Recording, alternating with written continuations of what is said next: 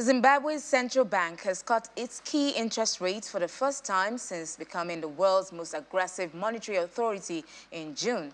And this is on expectations that a downward trend in inflation will continue. The Monetary Policy Committee lowered the rate to 150% from 200%, making it the second central bank on the continent after Angola to lower borrowing costs this year.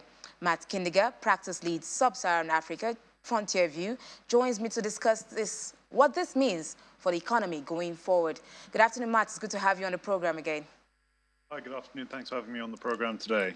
Matt, this interest rate cut by the central bank, this massive cut, does it signal an improvement to the inflation outlook for Zimbabwe? Yes, so this is a good question because, as we know, Zimbabwe has been suffering from triple-digit inflation for a while now again. So its second major bout of hyperinflation in its recent history. So in summary, yes, it does suggest that the inflation outlook for Zimbabwe is improving, but I will emphasize that the inflation outlook still remains very high for the country, especially by global and regional standards. And we are still a long way from Zimbabwe seeing an environment of stable and low inflation.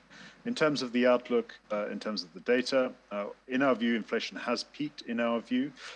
Inflation fell from about 285% in August last year to around about 220% in December.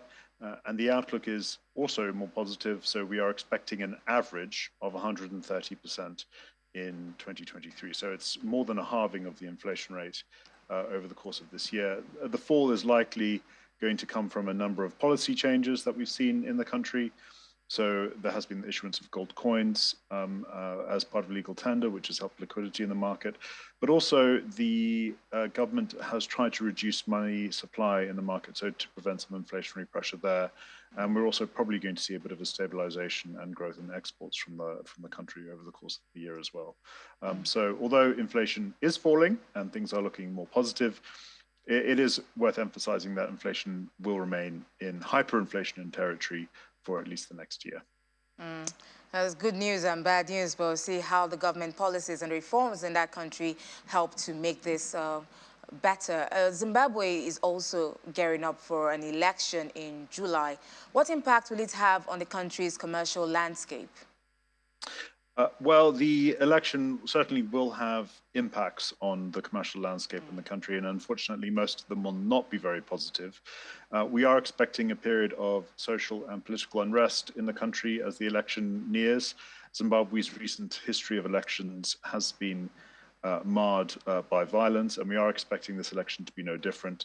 The opposition did quite well during municipal elections in 2022, and we do think that it is a relatively tight election, so it will be a tight election, so it's quite difficult to call in terms of who will be the victor. We are expecting, unfortunately, a rise in political violence. We've already begun to see this several months ahead of the election.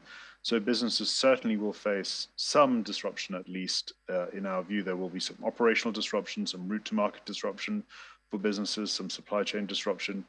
So we would expect there to be a pretty difficult period for businesses. Consumer sentiment, business sentiment will decline around the election. So a lot of uncertainty in terms of the impact of the election over the next 6 to 12 months. So given this high inflation and election uncertainty that you just pointed out, where do you see opportunities emerging for the private sector this year? Yeah, so it's actually a very good question to ask, because even though inflation is very high, the election does generate uncertainty. The outlook is not all bad in Zimbabwe, and actually there are lots of industries that are doing quite well in the market. So, for example, we are expecting to see productivity in the farming industry to continue to improve as a result of some new investments, but also some government policies aimed at improving productivity. There's also been, there also will be improving prospects for the mining industry.